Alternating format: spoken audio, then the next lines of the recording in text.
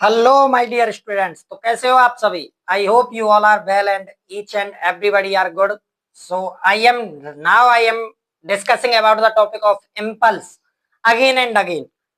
बेटा, इसका कारण है कि इम्पल्स एक ऐसा टॉपिक है जिससे हमें आईआईटी जेई नीट में हर बार मिलता है सवाल। लेकिन आज हम पढ़ेंगे बेटा इम्पल्स के प्रैक्टिकल एप्लीकेशंस कि एप्लीकेशंस कौन कौन से हैं जहां पे हमारे इम्पल्स काम आता है। तो बेटा हेडिंग है प्रैक्टिकल एप्लीकेशंस।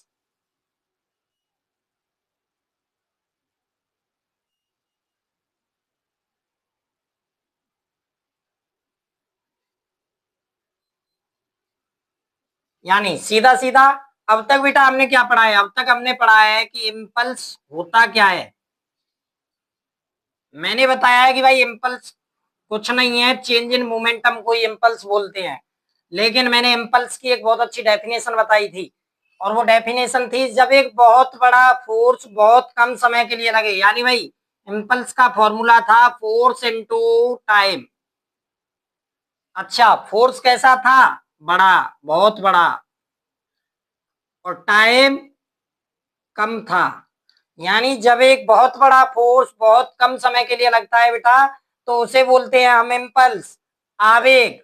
अब इसके बारे में मैं आपको बताऊं, इसका जो फर्स्ट प्रैक्टिकल एप्लीकेशन है बेटा, आपने देखा होगा जब कोई वस्तु हम ऊपर से छत पे से गिराते हैं और गिराते समय यदि वह सॉफ्ट सरफेस पे गिरती है तो बेटा चोट कम लगती है। अच्छा एक बात बताओ भाई, छत से कूदना है, अब आप छत से कूदते समय मिट्टी में कूदना पसंद करोगे या सीमेंटेड सड़क पे कूदना पसंद करोगे? ऑब्वियसली मिट्टी में कूदना, क्योंकि मिट्टी में गिरने पर हमें चोट कम लगती है। लेकिन बेटा इसका कारण क्या है? तो इसका कारण मैं आपको बताता हूं। फॉलिंग एप्लीकेशन का है भाई, फॉलिंग ऑन सॉफ्ट और हार्ड सरफेस। यानी यदि हम सॉफ्ट या हार्ड सरफेस पर गिरते हैं तो बेटा इम्पल्स उसमें क्या काम करता है, तो देखो।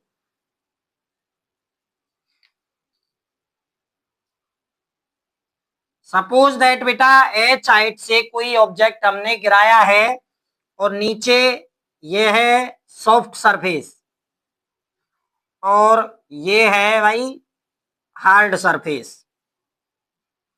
अब बेटा हम बहुत अच्छे से जानते हैं कि जैसे ही कोई वस्तु गिरती है तो गिरने से जस्ट पहले उसका जो वेलोसिटी होता है वो मैक्सिमम होता है। यानी at this point, at this point यानी गिरने से जस्ट पहले वेलोसिटी बेटा हो जाएगी मैक्सिमम। वेलोसिटी क्या होगी? मैक्सिमम। लेकिन बेटा वेलोसिटी मैक्सिमम होने के साथ साथ उसका जो मोमेंटम है भाई पी, वो भी हो जाएगा मैक्सिमम। क्यों? क्योंकि मोमेंटम डिपेंड किस पे करता है भाई? वेलोसिटी और मास पे। यदि मास बढ़ाएंगे तो मोमेंटम बढ़ेगा, और यदि वेलोसिटी बढ़ाएंगे तो मोमेंटम बढ़ेगा। अब बेटा दोनों ही केस में मोमेंटम भी ज्यादा है और वेलोसिटी भी ज्यादा है। और मोमेंटम क्या थी भाई? चोट। मैंने आपको बताया था चोट। लेकिन होता क्या है?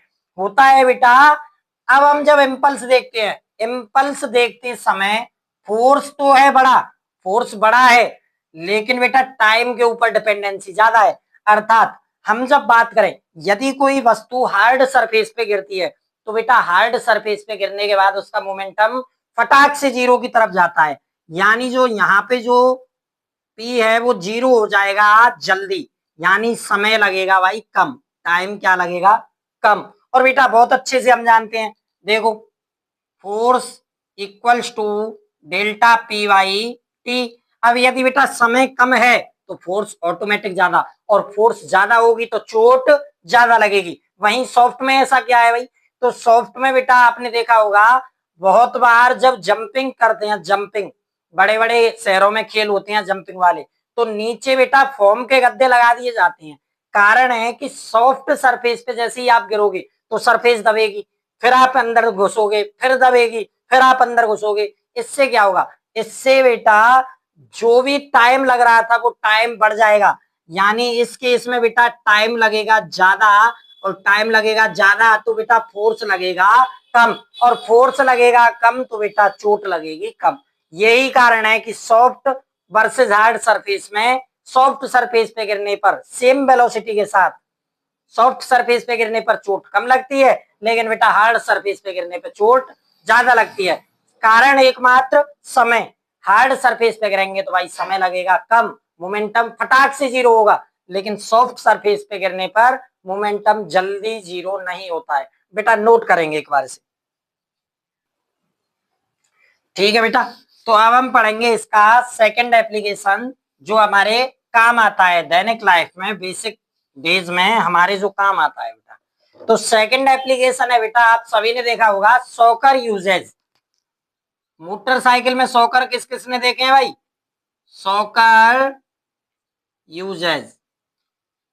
तो भाई सॉकर यूजेज में हम एक बात बताएं, चलो आपने अब तक सॉकर लगे हुए देखे होंगे, बड़ी गाड़ियों में कुछ इस प्रकार सेट होते हैं। वहीं अगर छोटी गाड़ियों में बात करें, मोटरसाइकिल, भाई मोटरसाइकिल में तो हर किसी ने देखा होगा,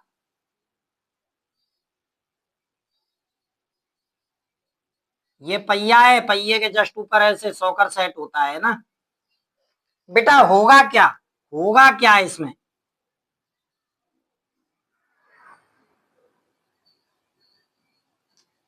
जैसे ही मोटरसाइकिल का पहिया पड़ेगा भाई धरती में, और धरती में भी गड्ढे में, सड़क पे गड्ढे हैं और भारत में तो वैसे भी हैं बहुत ज्यादा। तो बेटा जैसे ही गड्ढे में पड़ेगा पहिया, तो एक झटका, जिसे हम जर्क बोलते हैं, एक झटका हमें महसूस होता है पहिए में। पहिए पे लगेगा बेटा फोर्स, और वह फोर्स अब ट्रांसफर होगा ऊपर की तरफ। लेकिन बेटा जो ये स्प्रिंग लगी होती है, ये स्प्रिंग कैसी होती है भाई? आलसी। इसको आप स्लॉथ बियर भी कह सकते हो। ये होती है आलसी, जैसे वो मोटा वाला भालू होता है ना, बस पेड़ पे पड़ा रहता है, वो काम ये स्प्रिंग करती हैं। ये बेटा आलसी होती हैं, ये शॉक को एब्जॉर्ब करते करते करते करते समय लगाती हैं ज्यादा, अर्थात बहुत ज्यादा झटके पे भी ये बहुत कम दबती हैं, यानी टाइम को ये बढ़ा देती हैं। और जब बेटा टाइम बढ़ेगा तो मैंने आपको बता दिया फोर्स घटेगा। क्यों भाई क्यों?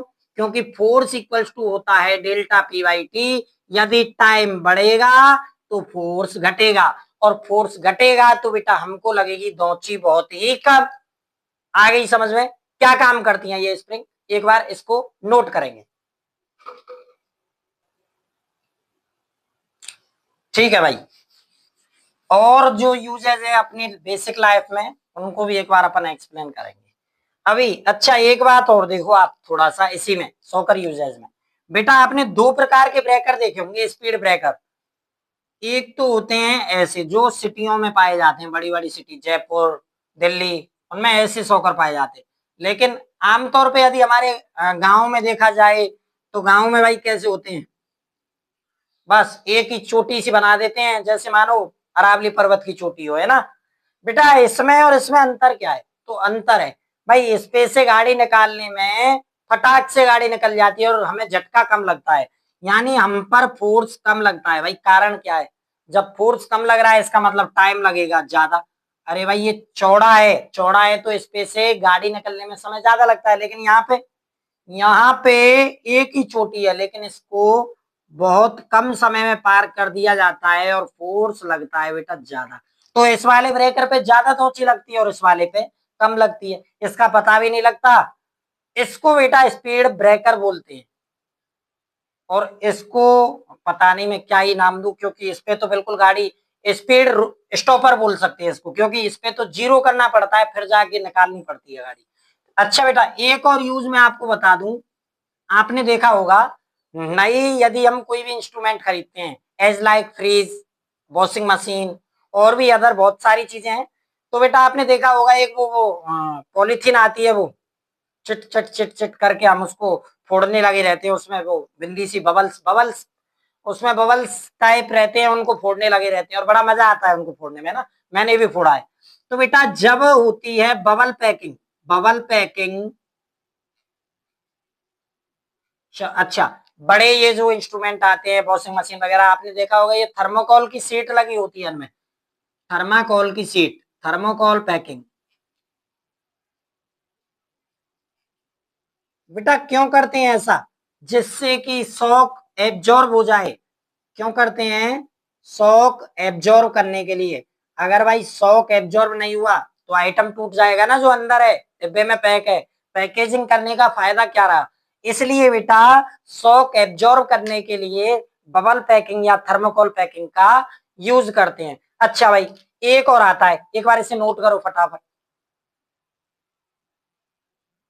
ठीक है भाई, एक और यूज आता है जो हमारे बेसिक लाइफ में काम आता है भाई, और आपने देखा भी होगा बेसिक लाइफ में काम क्या, आपने बड़े बड़े कराटे वाले देखे होंगे, कराटे प्लेयर्स। तो बेटा जो कराटे प्लेयर्स होते हैं उनके जीवन में भी भाई इम्पल्स का यूज होता है। कराटे प्लेयर्स कैसे होगा भाई, आपने देखा होगा कराटे प्लेयर्स जो होते हैं वो बोलते हैं भाई एक ही हाथ से हाँ हाँ करके वो तोड़ना होता है ना, बहुत सारे, मैं अभी एक स्ट्रक्चर बना रहा हूँ उसको देखें एक बार। जैसे ऐसे दो ब्रिक्स होती हैं, उन ब्रिक्स के ऊपर बेटा पट्टे जमे होते हैं, पट्टे, और बोला जाता है कि इनको एक ही बार में तोड़ना है ना। तो वे कुछ नहीं करते बेटा, वे करते हैं टाइम को कम, यानी जल्दी से जल्दी जाकर उसको तोड़ने का प्रयास करते हैं। यानी जो संपर्क हाथ का और तख्ते से करना है उसमें वह बहुत कम समय लेते हैं, और जब समय लेंगे कम तो फोर्स बेटा ज्यादा, यानी वे बहुत ज्यादा फोर्स बहुत कम समय के लिए लगाते हैं, इस वजह से ये तख्ता फटाक से टूट जाता है। एक बार बेटा इसे नोट करेंगे। तो अब बेटा अब अपन पढ़ेंगे फोर्स टाइम ग्राफ के बारे में। ये 5 यूजेस थे प्रैक्टिकल लाइफ में जो अपने काम आते थे, इम्पल्स को हम जहां पे देख सकते थे, थोड़ा बहुत महसूस कर सकते थे। तो बेटा अब हम पढ़ेंगे फोर्स टाइम ग्राफ के बारे में। हालांकि मैंने पहले बता दिया है लेकिन एक बार फिर से बता देता हूँ। Force time graph, force time graph में बेटा हमें क्या निकालना होता है भाई, फोर्स टाइम ग्राफ का हमें क्या निकालना होता है, स्लोप। स्लोप तो बेटा हमें कुछ भी देता ही नहीं है, मैंने आपको बता दिया। यानी अगर मैं फोर्स टाइम ग्राफ का ये एरिया निकाल लू, ये एरिया एरिया, तो ये बेटा क्या देगा, इम्पल्स। क्या देगा, इम्पल्स। मैंने बताया था पहले कि चेंज इन मोमेंटम देगा, और भाई चेंज इन मोमेंटम को ही तो इम्पल्स कहते हैं। इस वजह से फोर्स टाइम ग्राफ का जो एरिया है बेटा वो इम्पल्स देता है। नेक्स्ट इसको फटाफट नोट करेंगे। ठीक है, अगला। अब बेटा अगला जो टॉपिक है वो नीट आईआईटी जेई सब में बहुत ज्यादा पूछा जाता है, और बेसिकली 12th बोर्ड में भी पूछा जाता है। LCLM टॉपिक नेम है बेटा, LCLM। अब बहुत लोग सोच रहे होंगे कि सर ये तो हमने कभी पढ़ा ही नहीं, ये तो होता क्या है, हमने आज तक देखा नहीं। बेटा ये है law of conservation of linear momentum. Law of conservation of linear momentum, रेखीय संवेग संरक्षण का नियम। रेखीय संवेग संरक्षण का नियम। तो बेटा रेखीय संवेग संरक्षण के नियम के अनुसार हम क्या करते हैं, एक बार देखेंगे इसे। ये कहता क्या है, इसका स्टेटमेंट क्या है। तो बेटा इसका स्टेटमेंट है यदि किसी सिस्टम पर बेटा एफ नेट कर दिया जाए 0, कौन सा एफ नेट, एक्सटर्नल फोर्स यदि किसी सिस्टम पे कर दिया जाए 0, तो उसका जो मोमेंटम है कौन सा वाला, लीनियर मोमेंटम। कौन सा वाला भाई, लीनियर मोमेंटम। ये बेटा रहेगा कंजर्व, ये रहेगा कंजर्व। यदि किसी सिस्टम पर एक्सटर्नल फोर्स कर दिया जाए भाई 0, तो सिस्टम का लीनियर मोमेंटम रहेगा कंजर्व। इसको बेटा हम ऐसे भी बोल सकते हैं, एफ नेट 0 करने की बोल रहा है तो देखो भाई एफ नेट इक्वल्स टू 0, और भाई एफ नेट होता क्या है, डेल्टा पी। अच्छा यहाँ पे डेल्टा नहीं, मैं इंस्टेंटेनियस की बात करूंगा, आपको समझ आ जाएगा कि क्यों इंस्टेंटेनियस ले रहा हूं। हालांकि दोनों ही होते हैं, delta p by delta T भी लिख सकते हैं और डीपी बाई डी टी भी लिख सकते हैं। तो बेटा ये होगा dp by D t equals to 0। अच्छा ये फोर्स वेक्टर है, मोमेंटम वेक्टर है। अब एक बात बताओ, इसका मतलब क्या है, मैंने आपको पहले भी शायद कभी बताया होगा कि यदि किसी भी क्वांटिटी का D by D T zero आ जाए, इसका मतलब है भाई जो फिजिकल क्वांटिटी दी हुई है जिसका हम डिफरेंशिएशन कर रहे हैं वह बेटा कांस्टेंट होगी एक। और भाई हमने बहुत अच्छे से पढ़ा है कि किसी भी कांस्टेंट का डिफरेंशिएट करने के बाद क्या मिलता है, जीरो। तो यानी यहाँ पे मैं कह सकता हूं कि P जो है ये है बेटा कांस्टेंट, P क्या होगी, कांस्टेंट। और P को बेटा हम क्या लिख सकते हैं, MB, MB भी क्या होगा भाई, कांस्टेंट। और यदि P कांस्टेंट MB कांस्टेंट, यदि बेटा ऐसे कोई भी राशि दी हो तो हम उसको ऐसे भी लिख सकते हैं कि M1V1 बराबर हो जाएगा बेटा M2V2। एक बार इसे नोट करेंगे, उसके बाद मैं इसको आगे समझाता हूं। एक बार बेटा इसकी लैंग्वेज जो लिखना चाहे वो लैंग्वेज लिख लेंगे। वैसे मैंने ये आपको समझा दिया है कि यदि किसी सिस्टम पे बेटा एफ नेट यानी net force, external net force मिलता है जीरो, यदि कोई भी बाहर से डिस्टर्ब ना करे, तो बेटा इनिशियल और फाइनल मोमेंटम जो होगा वो क्या रहेगा, कंजर्व, लीनियर मोमेंटम। बात चले लीनियर मोमेंटम पे। अरे भाई टोटल कितनी ऐसी चीजें हैं जो कंजर्व रहती हैं, तो बेटा 5 टाइप्स हैं यहाँ पे ऐसी क्वांटिटीज के जो अपने यूनिवर्स में, अपने फंडामेंटल नेचर में कंजर्व रहती हैं। बेटा पहली है मास कंजर्वेशन। सेकंड है बेटा एनर्जी, एनर्जी कंजर्वेशन। बेटा तीसरा है चार्ज, चार्ज कंजर्वेशन। बेटा चौथा है लीनियर मोमेंटम, लीनियर मोमेंटम। और पांचवा है बेटा एंगुलर मोमेंटम। मास कंजर्वेशन बेटा हम पढ़ते हैं केमिस्ट्री में, एनर्जी कंजर्वेशन जस्ट अगले चैप्टर में पढ़ेंगे वर्क पावर एनर्जी में। चार्ज कंजर्वेशन 12th के पहला पार्ट है। लीनियर मोमेंटम अभी पढ़ ही रहे हैं, एंगुलर मोमेंटम और आगे रोटेशनल मोशन में पढ़ेंगे। तो बेटा अभी हम जो बात कर रहे हैं वो कर रहे हैं लीनियर मोमेंटम की। अच्छा इसका फील वाली भाषा में आपको समझा देता हूं। यदि कोई भी बॉडी मूवमेंट कर रही है और मूवमेंट करने के दौरान यदि उसको कोई बाहर से डिस्टर्ब नहीं कर रहा है, तो बेटा उसका इनिशियल और फाइनल जो मोमेंटम होगा, लीनियर मोमेंटम, वह कंजर्व रहेगा। इस बात को मैं आपको अभी अच्छे से एक्सप्लेन करता हूं। एक बार इसको लिख लेंगे जिसको लिखना है।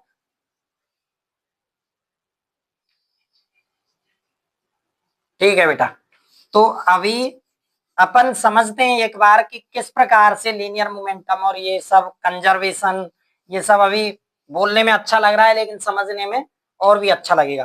तो बेटा सपोज दैट एक गाड़ी है, गाड़ी M1 मास की गाड़ी है जो U1 वेलोसिटी के साथ आ रही है, और दूसरा एक पार्टिकल है M2 जो U2 वेलोसिटी के साथ जा रहा है। इसको अच्छे से फील करवाता हूँ। चलो भाई बेटा मान लो ये है एक वैगनार गाड़ी, वैगनार गाड़ी।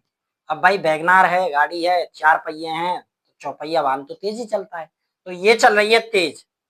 और ये एक बुजुर्ग प्राणी चला रहा है अपनी विक्की, और विक्की धीरे चलेगी, ऑब्वियसली सीधी सी बात है भाई, गाड़ी से तो धीरे ही चलेगी। तो बेटा होगा क्या, होगा क्या, अब यदि मैं देखूं गाड़ी तेज चल रही है, विक्की धीरे चल रही है, तो बेटा दोनों के बीच की दूरी क्या होगी, कम। यानी इस केस में यदि मैं बात करूं तो दूरी कम हो रही है, दूरी कम हो रही है। इनके बीच की जो सेपरेशन है बेटा वो सेपरेशन क्या होगी, डिक्रीज, क्या होगी, डिक्रीज। लेकिन बेटा ऐसा थोड़ी ही है कि सेपरेशन डिक्रीज ही होती रहे।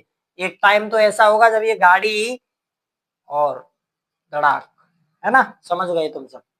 तो बेटा एक टाइम कैसा होगा, M1 मास की ये गाड़ी M2 मास की इस विक्की से टकराएगी, और बेटा टकराएगी तो न्यूटन की गति का नियम हमने सभी पढ़ रखे हैं, तो तीसरा नियम भी आपको मैंने कल पढ़ाया था अपनी लास्ट वीडियो में। होगा क्या, ये बॉडी लगाएगी इस पर फोर्स, तो ये बॉडी अपोजिट रिएक्शन देगी। अरे भाई एक बात बताऊं, गाड़ी लगाएगी बाबा पर फोर्स और बाबा आगे चला जाएगा, यानी गाड़ी लगाएगी फोर्स बाबा पे, उस फोर्स को बेटा बोलेंगे force on second due to one. यानी दूसरे पार्टिकल पर पहले के कारण लगने वाला बल। ठीक है, अब भाई एक्शन रिएक्शन पेयर तो होता है, अब बाबा की गाड़ी भी तो देगी कुछ, तो अब लगेगा M1 पर force, force on first due to second. अब हुआ क्या, हुआ क्या, जो फोर्स बाबा ने लगाया या बाबा की विक्की ने लगाया उसकी वजह से गाड़ी में बेटा डेंट पड़ जाते हैं। आपने देखा होगा ना, टक्कर कितनी भी भयानक हो, नुकसान दोनों ही पक्ष का होता है। तो बेटा गाड़ी में भी तो टूट फूट हुई है, और गाड़ी में जो टूट फूट हुई है वो किस वजह से हुई है, एक्शन रिएक्शन पेयर की वजह से।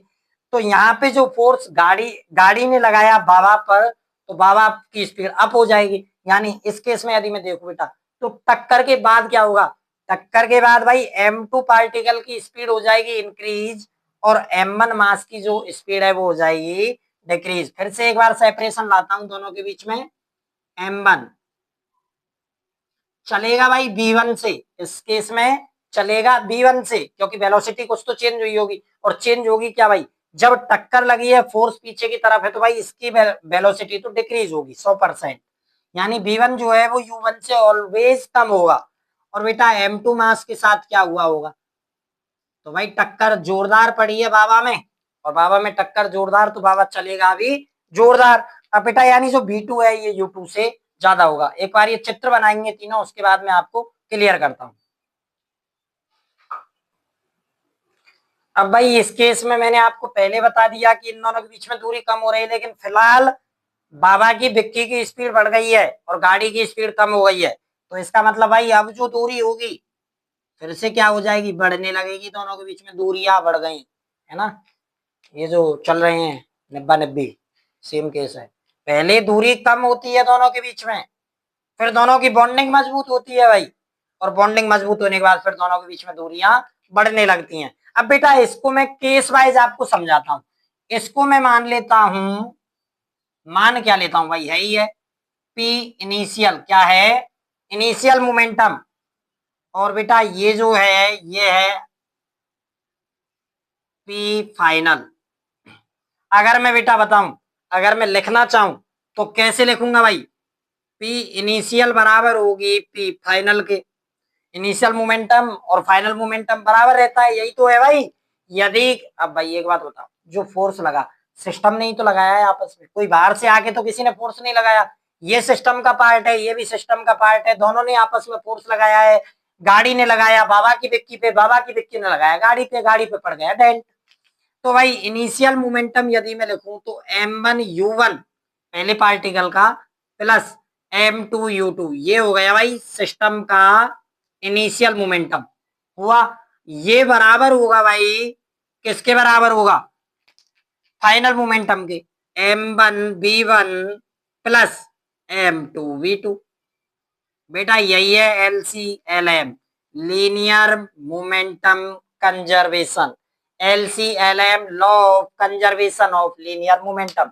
यानी भाई linear momentum, initial momentum of a body and final momentum of a body क्या रहेगा, रिमेन्स कंजर्व्ड।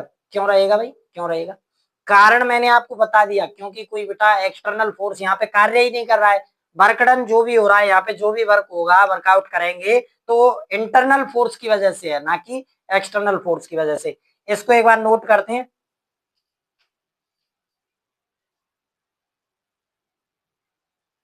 ठीक है बेटा, अब जो मैं आपको बता रहा था, बहुत बार मैंने बोल दिया है तब से अब तक कि इनिशियल और फाइनल मोमेंटम कंजर्व रहेगा, सेम रहेगा, कोई परिवर्तन नहीं होगा, है ना।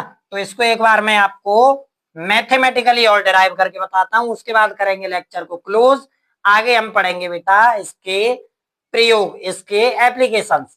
फिलहाल मैं आपको एक बात और बता देता हूं कि मैथमेटिकली इस बात को हम प्रूव करने वाले हैं कि इनिशियल मोमेंटम और फाइनल मोमेंटम दोनों बराबर होंगे यदि एफ नेट जीरो हो जाए। तो बेटा एफ नेट यदि होता है जीरो, तो हम एफ नेट को दो प्रकार से लिख सकते हैं, delta p by delta t और डीपी वाई डी टी। तो डीपी वाई डी टी लिख के तो हमने देख लिया, अब हम देखते हैं भाई delta p by delta t equals to zero. अब भाई क्रॉस मल्टीप्लाई मैं तो सिखाऊंगा नहीं, आपको बहुत अच्छे से आता होगा। आता है तो भाई डेल्टा पी बराबर हो जाएगा जीरो, क्योंकि डेल्टा टी टकराएगा जीरो से, जीरो से टकराएगा जीरो में मिल जाएगा। अब भाई डेल्टा पी याद करो काइनेमेटिक्स, किसी भी चीज का यदि हम डेल्टा लिखते थे तो बेटा फाइनल माइनस इनिशियल को ही तो डेल्टा लिखते हैं। ये मैंने पिछले लेक्चर में भी शायद आपको समझाया है कि फाइनल माइनस इनिशियल क्या होगा बेटा, डेल्टा पी। अब यहाँ पे यदि हम लिखें तो P final minus P initial बराबर 0, और अब पी इनिशियल को बेटा ट्रांसफर कर देंगे तो हो जाएगा भाई p final equals to p initial. अब भाई ये मैथमेटिकली भी ड्राइव हो गया है कि जब किसी सिस्टम पे एक्सटर्नल फोर्स 0 हो जाए तो बेटा delta p by delta T भी क्या हो जाएगा, 0। डेल्टा पी बराबर 0 आएगा और डेल्टा पी को हम लिखते हैं P final minus P initial, ये भी होगा 0, और इनिशियल को हम कर देंगे चेंज, दूसरी साइड में भगा देंगे तो पी फाइनल बराबर आ जाएगा बेटा पी इनिशियल के। यहाँ पे भाई ये डेराइव भी हो चुका है, और इसी प्रकार आपका law of conservation of linear momentum जो एक्सप्लेनेशन थी वो मैंने खत्म कर दी है। अब अगले वीडियो में हम देखेंगे इसके एप्लीकेशंस। तब तक के लिए thank you very much. Channel को लाइक करें, सब्सक्राइब करें।